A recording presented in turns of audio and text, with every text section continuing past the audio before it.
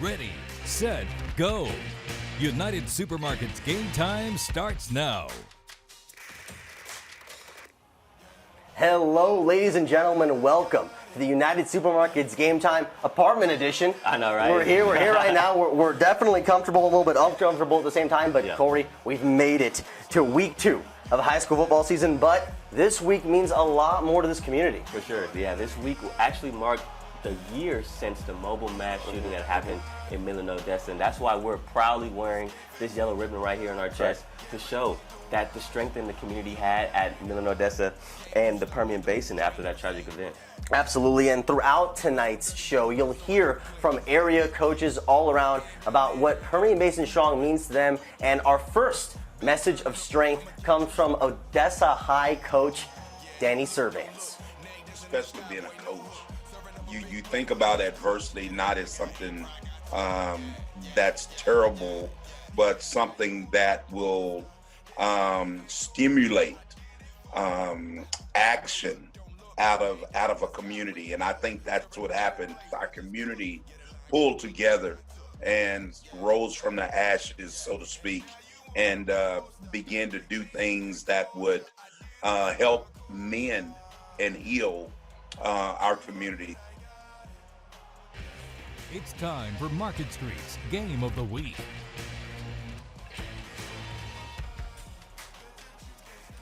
You gotta love that message from Coach Servants. But like that graphic said, It's time for the game of the week. Jonathan Polosic is an Alpine at the beautiful Jackson Field at Sul Ross State's campus. Jonathan, how are those mountains out there, man?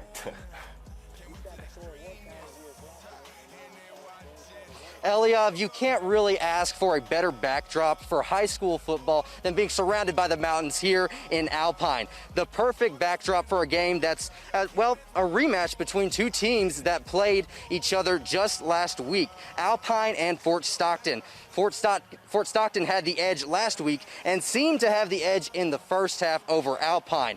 But why don't we go ahead and take a look at those highlights from the first half.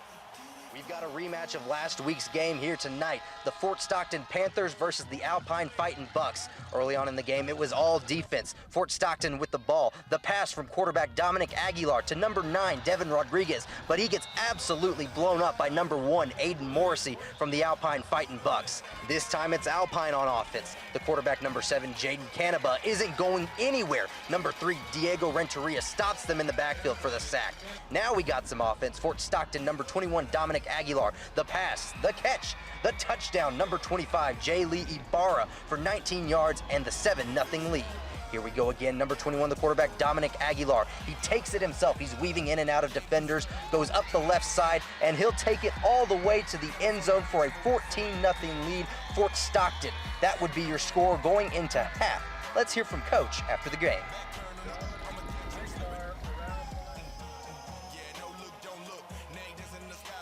Now I'm here with head coach for Alpine, John Fellows, and Coach, what a wild game this was. From a missed extra point that would have tied the game to the game-winning 99-yard touchdown drive. Can you kind of take me through that last drive?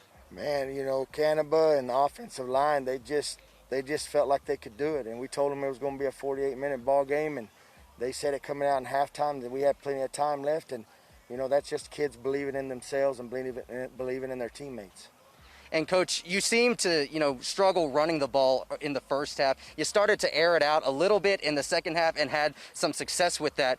Can you kind of explain, just what you saw from the Panthers defense that allowed you to have some success through the air? Well, they were doing a very good job of defending our option in the first half. We went inside, made a few adjustments, and came out and we ran the option very well and threw the ball very well in the second half. Kids executing, man, doing their job. Very proud of them. Well, Coach, thank you for your time. Congratulations on your win, and good luck next week. Thank you, sir. Appreciate it. So now, After not having much success on the offensive side of the ball, Alpine finally got things going early in the third quarter with a 43-yard touchdown strike from the quarterback number 7, Jaden Canaba, to number 11, Isaiah Nunez. That cut the deficit in half. However, things slowed back down once again, and both defenses took over in what can only be described as a good old-fashioned slugfest. Both defenses had the opportunity to turn each other's offenses over, but none could seem to come up with that big play required until in the fourth quarter, Alpine was finally able to jump on a fumble by Fort Stockton. And then again, last drive of the game, 99 yards touchdown. The quarterback just took over, Jaden Canaba, and he punched it in for a 6-yard touchdown and the win. Final from Sol Ross, 20-14, Alpine. A lot of action there, especially down the stretch, Corey. Yeah, that's for sure. And look, Jonathan wasn't the only one at a dope stadium, okay? This stadium was cool too, as the Andrews Mustangs took on Monahans at the Mustang Bowl. Now, the Monahans Lobos, they're looking for the first win of the season, so we'll see how they do. Picking it up from the second play of the game, we're going to get a little pick six action there. That's Luke Armendariz taking the ball to the house for the first points coming from the defensive side of the ball. You gotta love that, huh? 45 yards to the end zone. Next play, Monahans get back on track with the next possession as Jamarcus Evans takes the pitch and runs it to the left side for a 10-yard touchdown, and that one ties it up. But Andrews with the ball on the 16-yard line. EJ Lopez throws a fade route, gets to 2 feet in. He only needed one, but he still got the touchdown there. That was Marquise Lawrence with the acrobatic catch. And lastly, Andrews keeps the momentum with the 6-yard touchdown, and it goes to the big tight end, A.J. Britton. And the final score of this one will be Andrews 42, Monahans 31. It's always a good time at the Mustang Bowl. You gotta love that. But Corey, I think we have another message of strength. Oh yeah, that's right, Elliot. But right now, let's catch up with Clint Hartman as he shows his message of strength. And anytime you have any things that are such tragic as that was, everybody needs a little bit of support. You know, what keeps a strong house up is support, right? And what keeps a family together, it's support. And I think that when things that are that tragic and that shocking, you know, people have to kind of get out of their comfort zone and maybe be a little bit more accepting and maybe a little bit more nicer.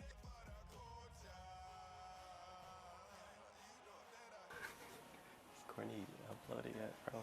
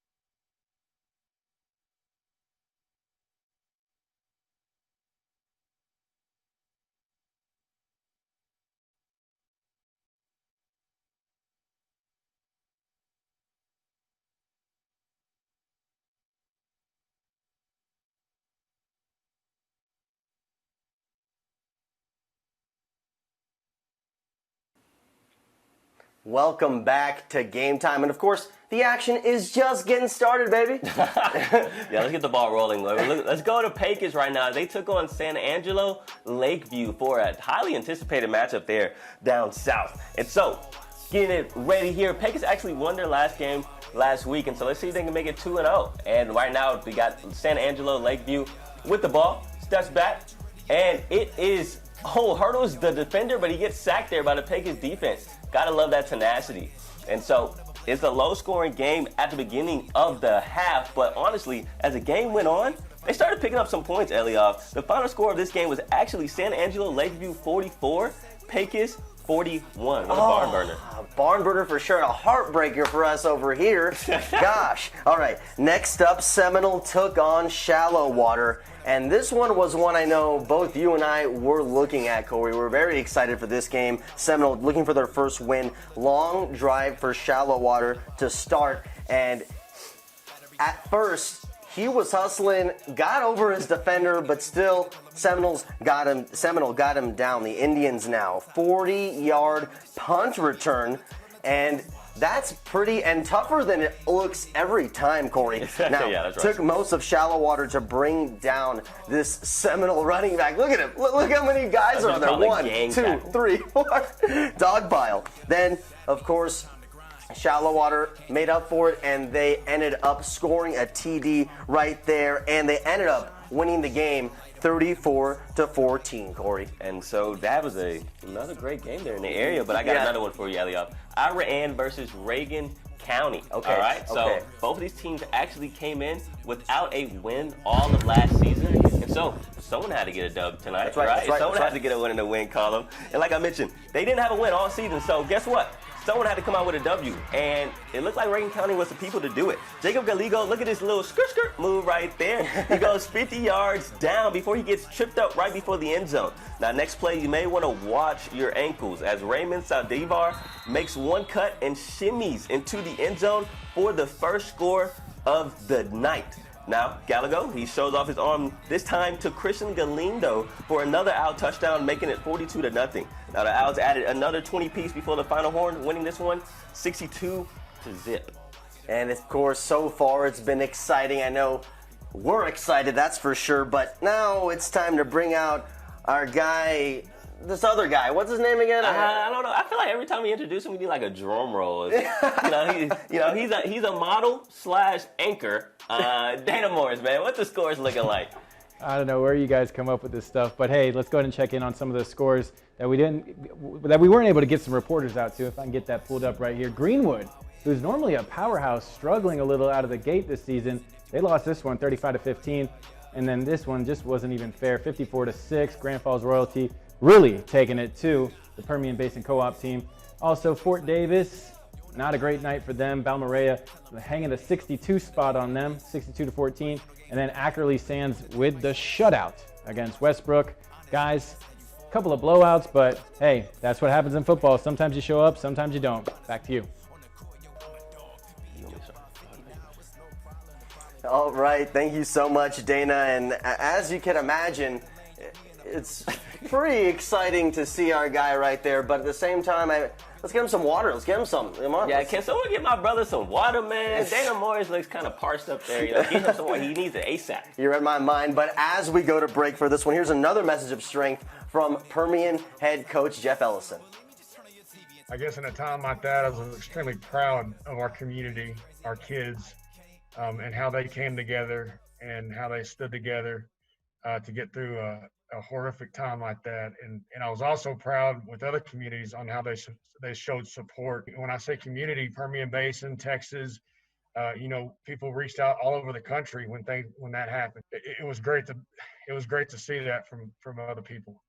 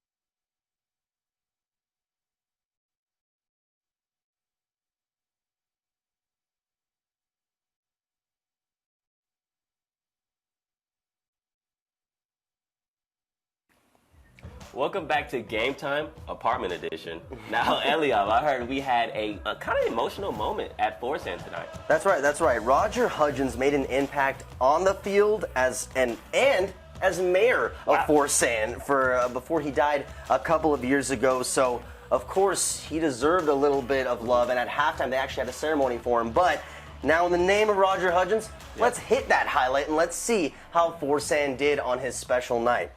All right. Post opens up the first quarter with a 25-yard run here after the snap. Before eventually being brought down. Obviously, Corey Post is no joke. No joke. They're ranked. That's right. They're ranked. They're ranked on Dave Campbell's Texas Football. It's a tough team. Don't want to mess with them.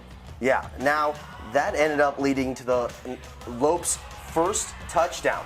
In the second quarter now, Post Ashton Jefferson runs again. The guy just keeps eating another 20-yard run before being pushed out of bounds. And then late in the first now, Forsan finds a Buffalo before he's eventually pushed out as well. And then Forsan did their best, but Post just a bit too tough. 39-7. That's why they are ranked, Corey. Yeah, it's a tough one for Forsan because last week they lost on a last-second field goal. And then this week they get a ranked opponent. But anyways, let's throw it over to our third wheel of the crew, Dana Morris. What's trending on social media? Well, thanks, guys. It's a little quiet on social media for the second straight week. I'm a little disappointed, but you know what? The Wink Wildcats showed up again, showing some school spirit, sharing a little tweet picture of their, I guess, before game or halftime prayer, making sure that they got all their teammates on the same body and mind. Moving along here, we've got, I don't know if you know this is not high school football, but El Paso has announced an arena football team. Pretty exciting there, called the West Texas Buccaneers. And then we'll go and wrap it up here if we can. This quick video, catch or nah, this is Texas football. I'm going to say that's 2 feet in. I don't know what you guys think, but I'll send it back to you. Definitely a catch in my eyes. And speaking of a sweet play like that, we got our favorite part of the show coming up. Top plays, baby. You know the vibes. But first, let's listen to 10-minute scavenge from Midland High. You know, I've spent 30 years of my coaching career in West Texas, from Amarillo all the way down to Midland and kind of in between. And I just think that's a common characteristic in West Texas. I mean, we take a lot of pride in being hospitable people and being friendly to each other and helping each other out in times of need. And I think anytime you see, you know, crisis like what we had a year ago, or we have, you know, weather tragedies and things like that, I think you see West Texans always willing to step up and help each other out.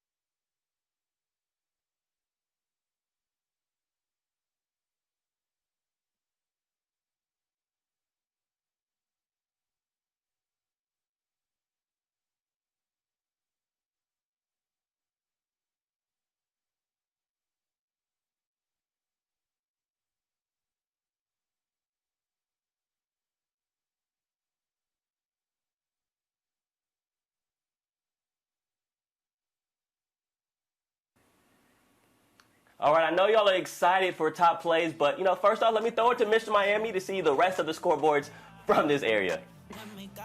All right, guys, let's go ahead and wrap up the West Texas scoreboard here. We got 37-0 trending. I mean, we're just seeing blowouts across the board. And then a pretty close game here, Westbrook and Borden County, 44-30. Go ahead and flip to the next page.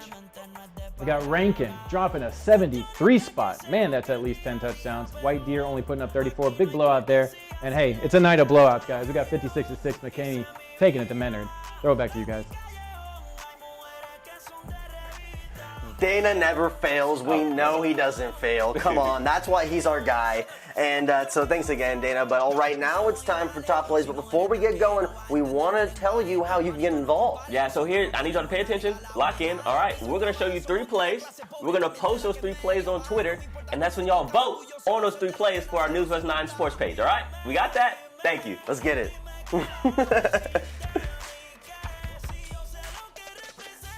All right, our top play as we get going starts at the Mustang Bowl, where Luke Armendariz puts the first points on the board with a pick six. Run it back to the crib. That's how you set the tone. Yes, sir. Defense wins championships, right? That's what they say? That's what they say. And I'm pretty sure they won that game too. But second play, we had the same game, except on offense this time, where Marquise Lawrence toe taps and gets both feet in. That's a touchdown in my book. Shh, be quiet.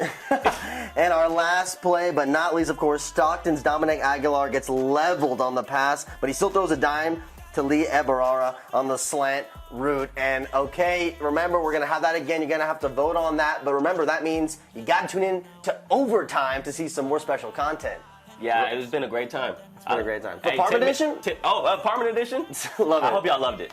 Tune in. Thank you so much for joining us for Game Time. And overtime's coming up in 10 minutes. Social media,